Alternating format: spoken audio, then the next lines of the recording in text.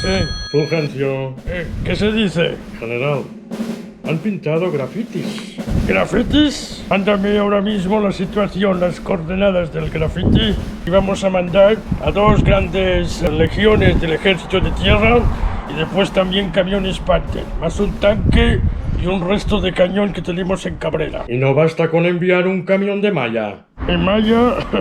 No, alcalde. Para hacer una limpieza y poner el orden en Palma, necesitamos una división de las Fuerzas Armadas y un gran despliegue de fuego amigo. Ríase usted de las misiones en Afganistán.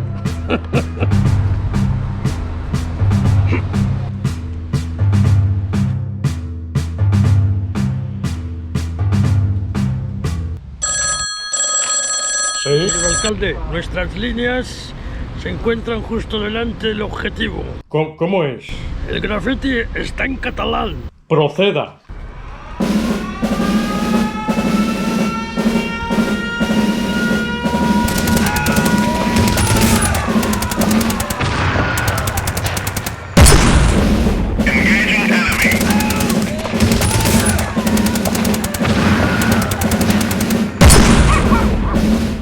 Alcalde, acabamos de divisar otro objetivo, otro graffiti. ¿Cómo es?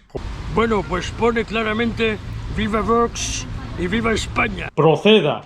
¿Cómo que proceda? Estamos hablando de algo muy positivo para la ciudad de Palma, con un gran mensaje español, además con la bandera que nos representa a todos los españoles. Vale. Abordamos la misión, mi No alcalde. procedas, déjalo.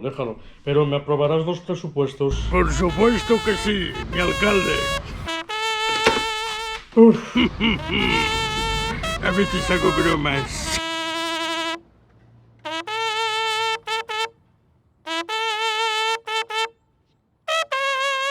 Sí, digues. Que me diuen que estoy escondido. No pot ser mai, és impossible. Jo per mucho que m'esconda sempre me veuen d'en fora. Vinga.